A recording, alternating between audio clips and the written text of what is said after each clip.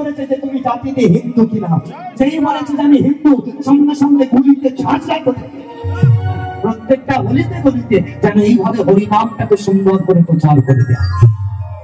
আর এই হরিনামটাকে যদি আমরা ঠিকঠাক ভাবে প্রচার করতে পারি, আমাদের অবস্থাটা কেমন হবে জানো? ওই যে আমাদের পাশের দেশ বাংলাদেশ, ওই বাংলাদেশের মতো আমাদের অবস্থা হবে।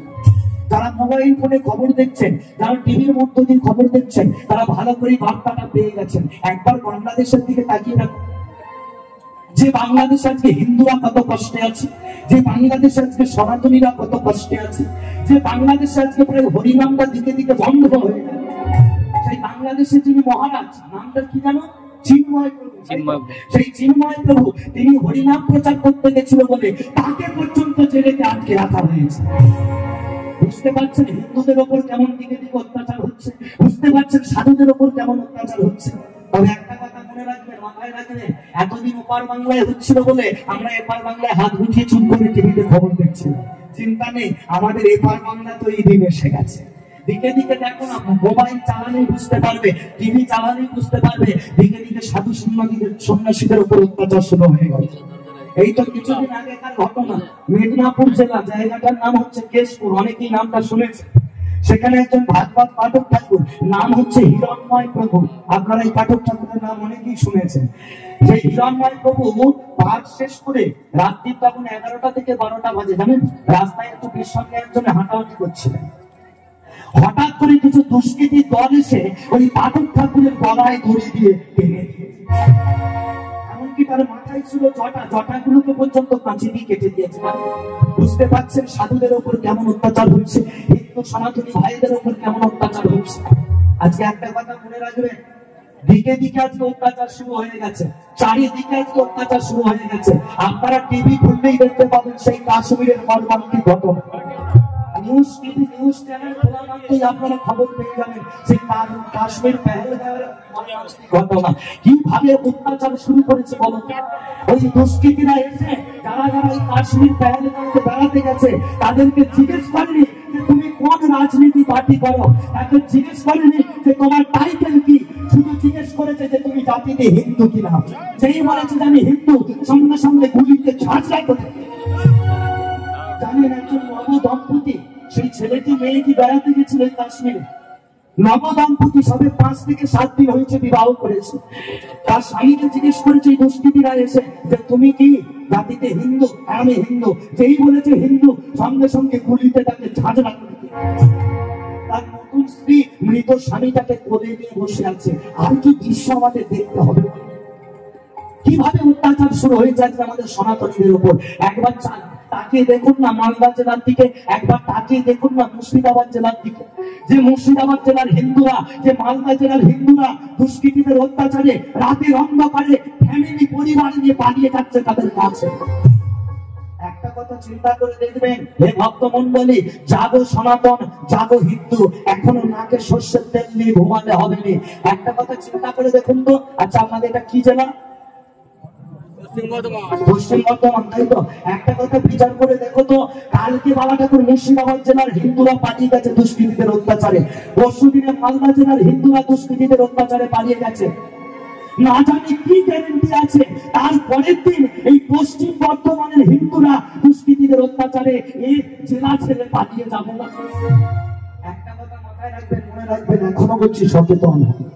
আসলে কি জানো, আমাদের অবস্থাটা এত নিচে নেমে যাচ্ছে কেন জানো? এই যে আমরা হিন্দু না, আমাদের মধ্যে সবকিছু আছে বাবা ঠাকুর, একটা জিনিস বড় অভাব, সেটা হলো একতা।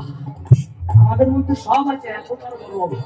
এই যে আমরা হিন্দুরা না, হিন্দুরা হলাম হিন্দুর সব থেকে বড় শত্রু। হরিবল হরে কৃষ্ণ। আমাদের মধ্যে একতা নেই।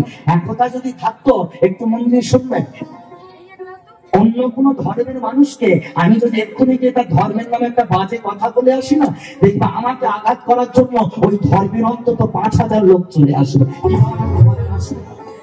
সেটা তোমার আমার ধর্মে আছে কখনো? আমাদের ধর্মে সেটা নেই। আমাদের ধর্মে যদি থাকতো, আপনারা তো দিনে রাতে মোবাইল ফোন খুললেই দেখতে পাচ্ছেন দুষ্কৃতীরা মন্দিরের ভেতরে প্রবেশ করে প্রতিমাকে ভেঙে পুড়িয়ে চুরমার করে ফেলে দিয়েছে। এমনকি এও দেখা যাচ্ছে প্রতিমার মুন্ডুটাকে নিয়ে ফুটবল পর্যন্ত খেলেছে দুষ্কৃতীরা। গেছিলেন আপনারা প্রতিবাদ করতে সেদিন? গেছিলাম আমি সেদিনকে প্রতিবাদ করতে আসতে, আমরা কিন্তু কেউ প্রতিবাদ করতে চাইনি। কেন বলতো? ওই যে বললাম আমাদের মধ্যে একতা বলে কোনো জিনিস নেই। আজকে আমার এই মন্দিরটাকে এসে তো ভেঙে দিচ্ছে, এটা নিয়ে যদি আমি প্রতিবাদ করি না, এটা করতে আমার মা এসে বলবে বাবা ঘরের ছেলে ঘরে থাকো, বাইরের ঝামেলায় থেকে লাভ নেই। বলুন ঠিক হচ্ছে না ভুল বলছি? এই হলাম আমরা হিন্দু। আজকে আমার ধর্মের নামে কেউ অপমান করবে, সেটা নিয়ে যদি আমি প্রতিবাদ করতে যাই না, দেখবে প্রত্যেকে আমার বাবা এসে বলবে হ্যাঁ রে খোকা, বাইরের ঝামেলা ঘরে আনা ছাড়া তোর তো কোনো কাজ নেই। বলুন বাবা ঠাকুর ঠিক হচ্ছে না ভুল বলছি? এই হলাম হিন্দু, এই হলাম আমরা সনাতন। এখনো সময় আছে বাবা ঠাকুর, আমাদেরকে সচেতন হতে হবে। শুনে রাখো হিন্দু সনাতনী ভাই, যেমন তুমি এক হাতে করবে শাস্ত্র, তেমনি এক হাতে তুমি ধরো অস্ত্র। তবেই হিন্দু তুমি রক্ষা পাবে, তবেই সনাতনী তুমি বাঁচতে পারবে, তবেই সনাতনী তুমি এই জগতে স্বাধীনতার মতো টিকে থাকতে পারবে। ভক্তমন্ডলী ভক্তিমতী মা বাবারা একটা কথা সবসময়ের জন্য মনে রাখবেন, মাথায় রাখবেন, তুমি যার খাবে ভাই তোমাকে তারই গুণ গাইতে হবে, অপরের গুণ গাইতে হবে। আমরা এখানে যারা যারা এসেছি প্রত্যেকে কিন্তু সর্বোপরি ভারত মায়ের সন্তান, কি গো বাবা, তাই না? তাহলে আমরা ভারতের খাচ্ছি, ভারতের করছি, কিন্তু ভারতের খেয়ে পরেও অনেকে বাবা বেইমানি করছে। কি করছে? বলে ভারতের খাচ্ছে, ভারতের করছে, ভারতের বুকে দাঁড়িয়ে কোটি কোটি টাকা ইনকাম করছে, আর পাকিস্তান ক্রিকেট খেলায় জিতে গেলে রাস্তায় বেরিয়ে বম ফাটাচ্ছে। এই সবগুলো কোনো দিনের জন্য চলবে না। যার তুমি খাবে ভাই তোমাকে তারই গুণ গাইতে হবে। তাই চলো আমরা যদি এখানে প্রত্যেকে সনাতনী হয়ে থাকি, প্রত্যেকে যদি আমরা হিন্দু হয়ে থাকি, সবাই মিলে একসঙ্গে একবার চিৎকার করে উচ্চে স্বরে বলবো নিতাই গৌর প্রেমানন্দে হরি বল হরি বল।